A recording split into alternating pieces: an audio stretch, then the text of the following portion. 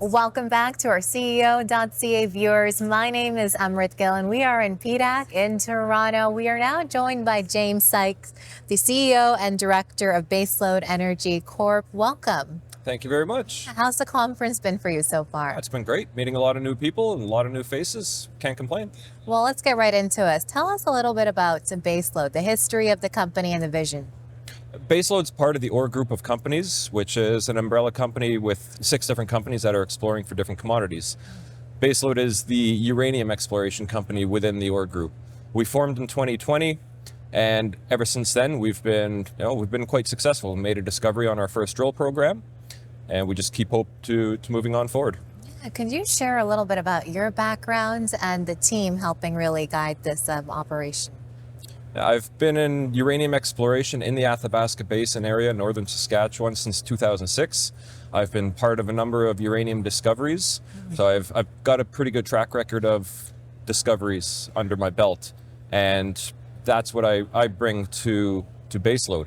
Our technical team is rounded out by our VP, Cameron McKay, who's got a lot of experience in uranium as well, but also other commodities, and just a very intelligent man as it is.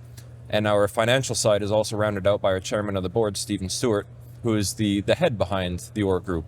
And he really guides a lot of our financial expertise. Yeah, well, just on that note, how does being a part of the OR group influence the company's operations? I think it's great. It's very beneficial in that we share a lot of expertise between the companies. We share a lot of, I guess, costs on the administration side of things. And it's a mutually beneficial relationship to Baselode and the OR group, that we can really spread our wings and help each other out. Yeah, so tell us a little bit about the ACKIO uranium discovery and the 2023 drilling plans there. ACKIO is wonderful. I think it's probably one of the best uranium discoveries in the Athabasca Basin in many years and decades. And I'll say that confidently because it has all the potential for being a near-surface open-pit mine. And that's what we had set out to achieve with Baselode from day one. I was looking for something that could be open-pittable, no sandstone problems, high-grade uranium, and of course near-surface. So our mineralization starts at about 25 meters beneath the surface. And all of that material in between surface and there and bedrock is overburden. So you can scrape that away, no blasting required. But to put 25 meters into context for a lot of people, everybody seems to know hockey in Canada, right? The width of a hockey rink is 25 meters. So it's not very large. So you scrape that away and you've got mineralization exposed right there and ready to be pulled out of the ground.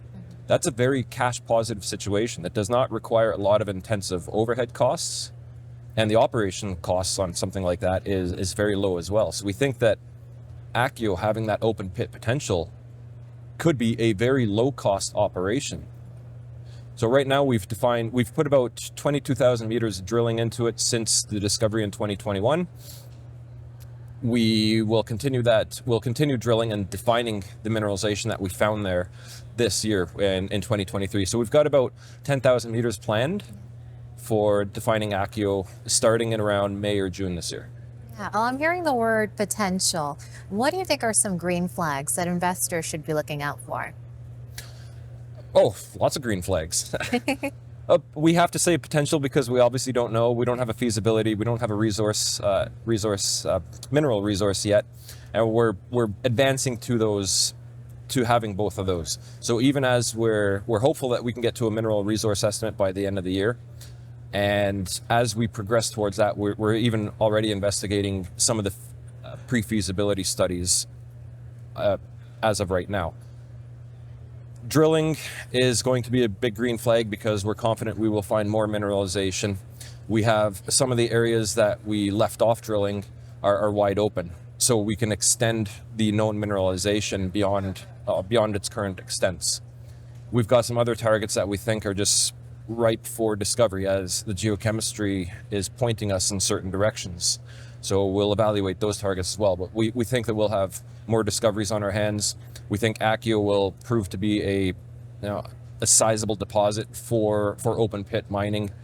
And it's just just go. It's going to be go time for us. And we want to deliver the best for our shareholders.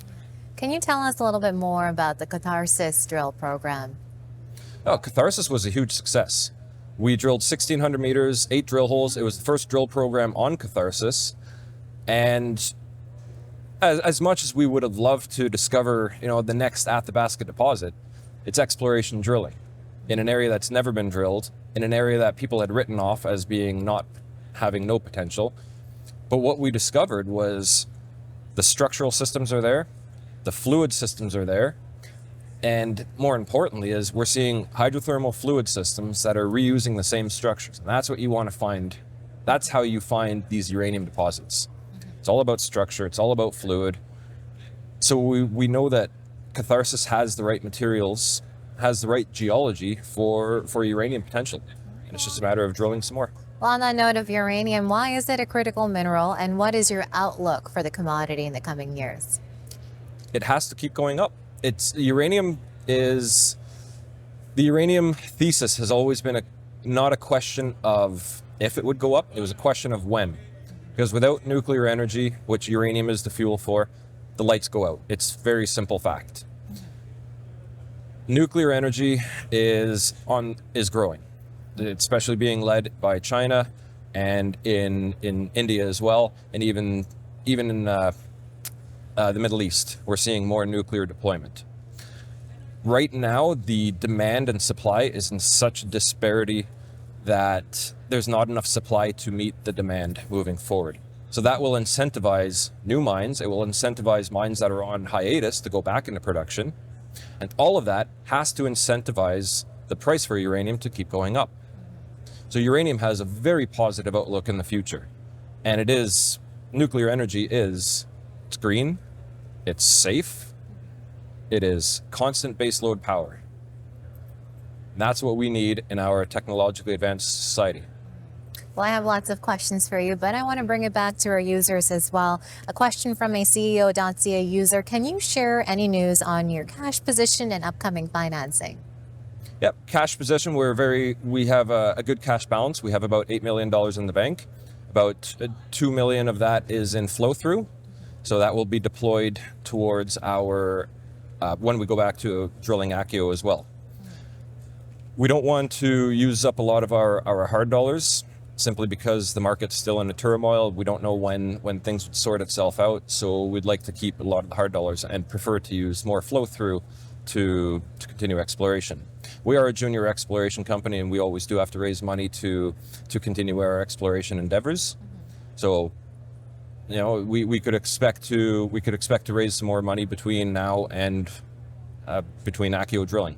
Like I said, we have enough to start ACKIO, but if we want to do a larger program, the 10,000 meters, we would have to raise more money.